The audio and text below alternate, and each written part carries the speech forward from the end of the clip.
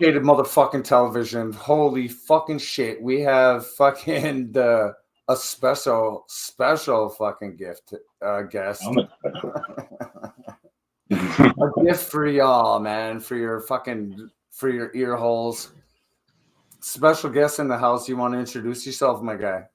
Yo, I'm John Crispy Chicken, formerly of a few bands, but notably still somewhat in and or out of Intoxicated Pedestrians when and if we can make that happen, I suppose. Bro, you're on so many fucking tracks, but AKA John Crisp, AKA what's your name?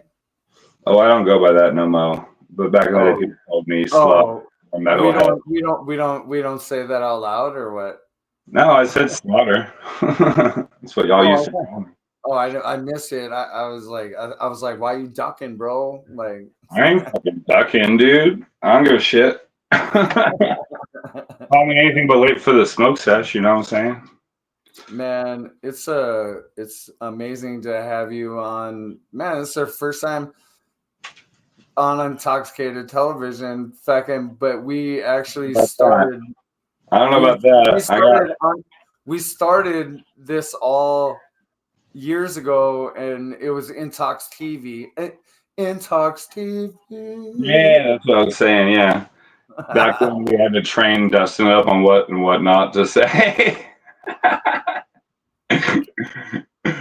No, that was like COVID times and shit, man. And that's what actually like really started all of this, you know? Well, from my understanding, you guys had it going for years before I was even thought of. And then, I'm talking about the podcast though. Oh, the podcast specifically? Yeah, I mean, I'm a fan. I have to be honest. I've watched your episodes, and your shorts especially are well clipped, and been watching your progress. Oh no! No, I'm saying that Intoxicated Television like started because of Intox TV that me and you and Duddy started during COVID. I see. Okay, yeah. So it snowballed. Well, that's cool.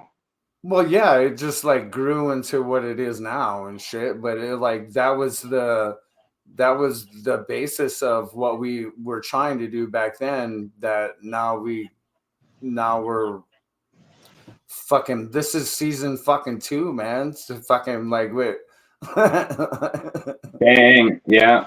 Welcome, bro. Fucking Intoxicated, man. You fucking.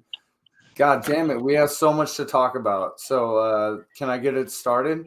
Yeah, go ahead. Start it out, man. What do you got for me? Well, I mean, besides the fact that you're like, if it wasn't for like us like doing the Intox TV, if it wasn't for that, like fucking, we wouldn't need, like I learned a lot from that for how this fucking whole shit came together. And but specifically, like, all right, man, fuck that, fuck all that shit. Like it is though. I want you to know that like the shit that we did back then like led it to where we are now and shit. So I appreciate all of that stuff like tremendously. So how we start off fucking every interview, man, and you're not just like some regular guest. Like you have like deep roots in this whole project. But so I gotta ask you, bro. This is how we start out with all the guests. Is what's your earliest fucking memory of music from when you were like little baby kid, like baby Slaughter? Like I said, I don't go by Slaughter anymore. We're just calling me Crispy for now, but Baby John. Baby Crispy. Like fucking what's the what's the earliest fucking memory that you have, man? Like that of memory of music. Yeah, I was dancing around with my mom in our apartment. I must have been like 3 or 4, and they were like dancing around to Metallica and Simple Minds. And she loved the Black Album, but she also loves like 80s music. So it's a lot of like Depeche Mode and Tears for Fears.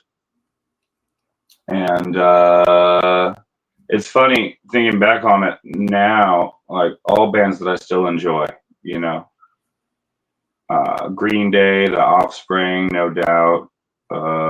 Lots of 90s alternative was in my life really early on. Is there like a specific song though that you like can pinpoint, like that, like the one that like sticks in your head from like childhood, like your earliest fucking memories? Like I know you said like Black Album and like, you know, like that, but like is there like a song that like sticks out that you like personally like are attached to, like that like early memory, like I'm trying to think of your like the first one that like you connected with. You're like, oh yeah, that's my shit.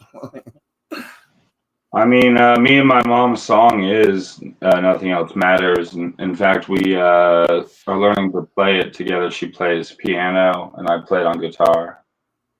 All right. It's pretty cool. That's fucking badass, actually. Fuck, man, that's fucking amazing. I wish I had fucking moments like that.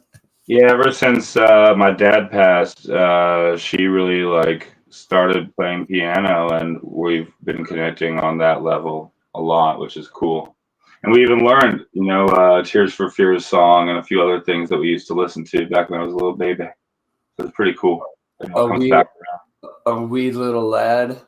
A wee little crispy baby. The crispy babies. Yeah. Okay, all right, man. So Nothing Else Matters sticks out. Is that what you said? Yeah, but then I think one of the heavier ones, I'm sorry, my screen keeps timing out here. Let me fix this real quick for us. Another one I think was Don't Tread on Me on that particular album. I know these are lamer examples from like a metalhead, but I'm talking about the earliest memories, you know. Shit, I got a fucking phone call coming in. While we're on a podcast, we always like listen to music and hang out, but she never really like showed an interest in playing an instrument. And I always asked her like why, because I remembered when I was young, she used to play the flute. And so she would play like Lenny Kravitz tunes and shit like that. Fuck yeah, Lenny. Yeah. Yeah. And it was pretty dope, dude. Dude, I got a fucking one of the I got I think the Believe album, I think it is. Like no. It's the one with like, are you gonna go my way? Fucking that shit. Like I think that's American Woman album, or wait, is it Get Away? Yeah, are you gonna go my way? Fucking I have that on vinyl, and it's the record is like clear, like transparent and shit. So like I always thought that was fucking pretty rad. And then like it came with like a bonus CD and shit with it, and like fucking it's like that's probably the song Believe, I think, is like probably my favorite Lenny Kravitz of all time and shit. Like fucking I love that shit. You should look it up. It's like a fucking bonus track. It wasn't on the album, but it was on the album fucking release and shit. Like, but it's not on the album. It came like in a special fucking CD shit. Special release. No, for real though. Look it up. Look up. Weed on the podcast, or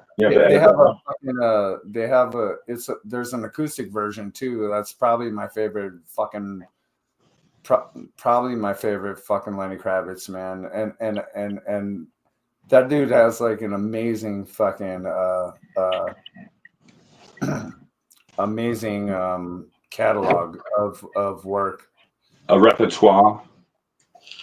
Absolutely. So moving right along. Sorry about that. How dare you, dude? I'm so offended. Can you guys believe this shit? Comment below and like and subscribe if you can't believe this shit. Okay.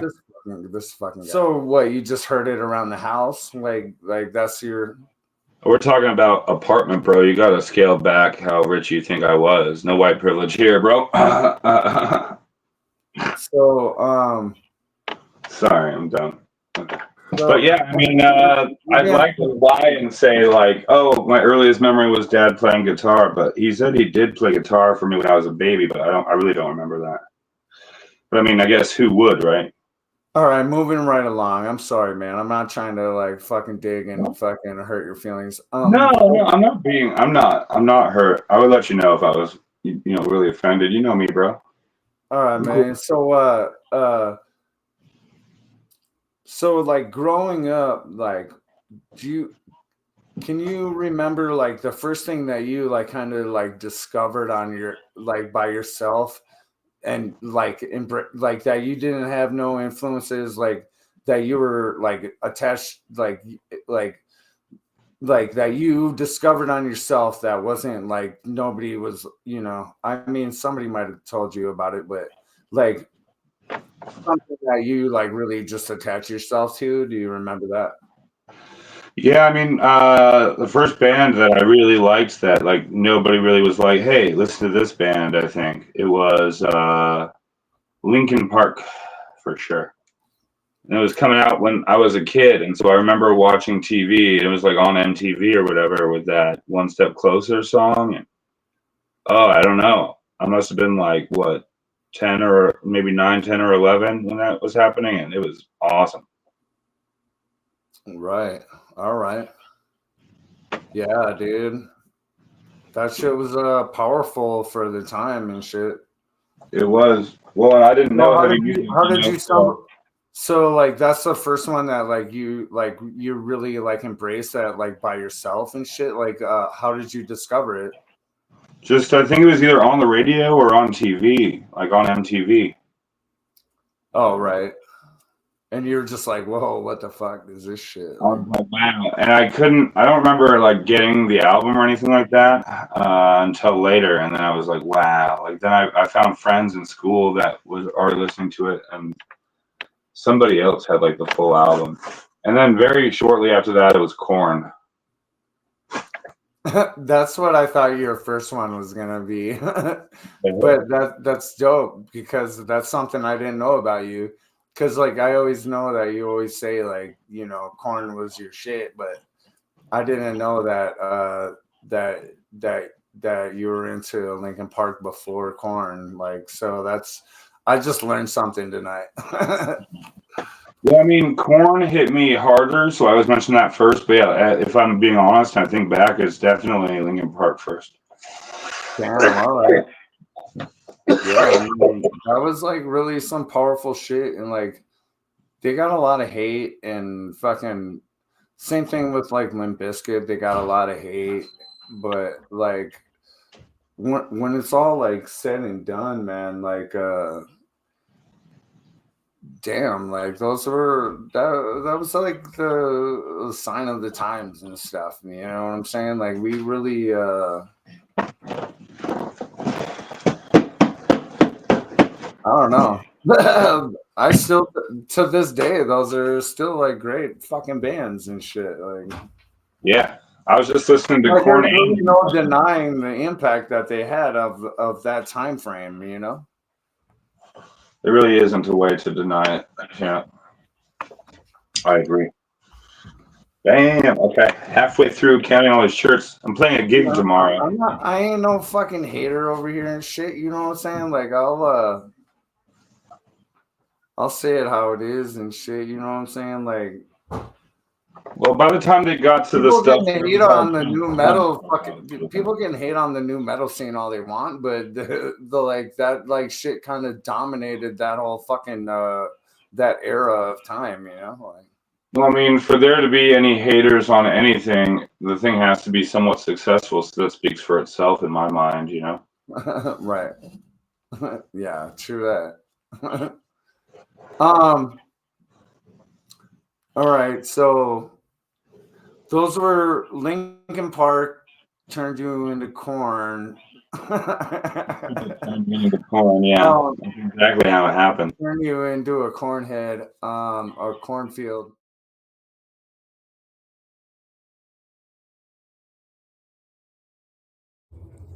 Cheers. 1, 1, 1, 1, 1.